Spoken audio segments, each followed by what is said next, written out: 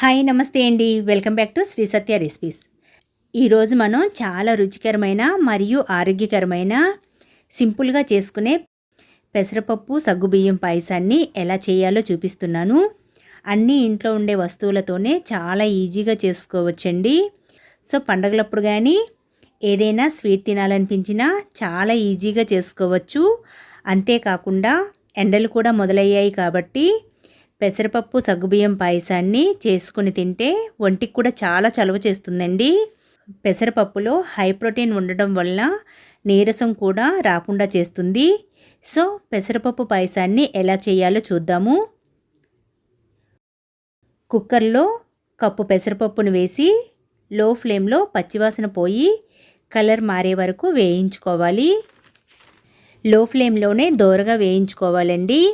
అప్పుడే పెసరపప్పు పాయసం చాలా బాగుంటుంది. ఇలా పెసరపప్పు వేగిన తర్వాత పెసరపప్పుని 2 సార్లు కడగాలి. పెసరపప్పుని కడిగి పప్పులో 1 టేబుల్ స్పూన్ నెయ్యిని వేసుకోవాలి. పక్క స్టవ్పై నెయ్యిని కాస్తున్నాను. ఆ నెయ్యినే వేస్తున్నాను. నెయ్యిని వేసి ఒక 15 నిమిషాల పాటు నానబెట్టిన సగ్గుబియ్యాన్ని వేసుకోవాలి. సగ్గుబియ్యంలో 1 కప్పు నీళ్ళను వేసి నానబెట్టాను. నీళ్ళతో సహా సగ్గుబియ్యాన్ని వేయాలి.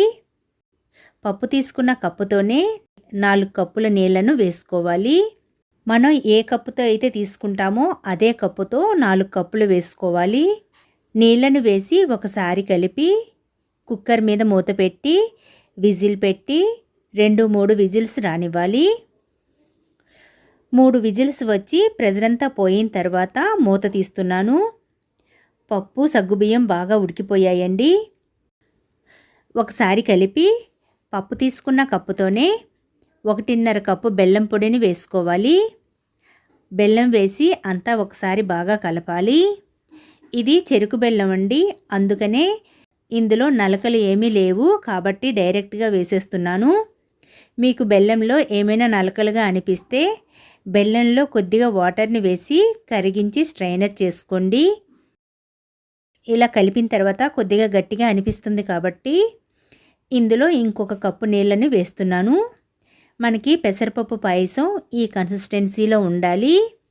కలిపి ఒక 5 to 7 మినిట్స్ వరకు ఉడికించుకోవాలి.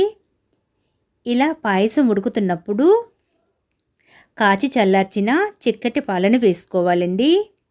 అదే పాలు పలుచగా ఉంటే నీళ్ళను తగ్గించి పాలను ఎక్కువగా వేసుకోండి. లేదు పాలు వద్దు అనుకుంటే మొత్తం వాటర్తోనైనా ఈ పాయసాన్ని చేసుకోవచ్చు.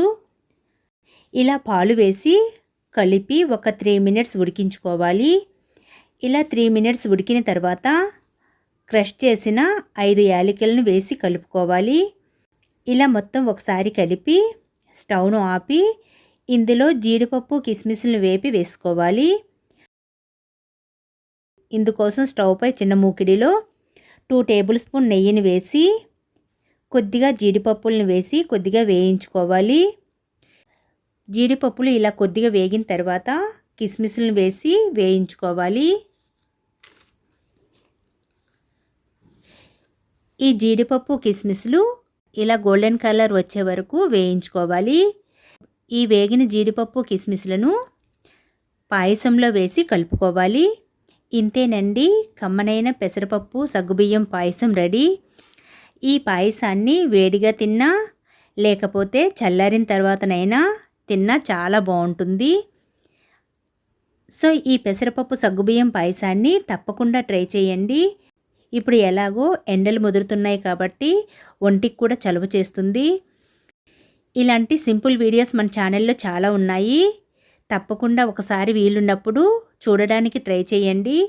ఈ వీడియో మీకు నచ్చినట్లయితే ఒక లైక్ ఇవ్వడం మర్చిపోకండి. మీ ఫ్రెండ్స్కి బంధువులకి షేర్ చేయండి. మన ఛానల్ని కొత్తగా చూస్తున్న వారైతే ప్లీజ్ సబ్స్క్రైబ్ చేసుకోండి. Thanks for watching. Thank you.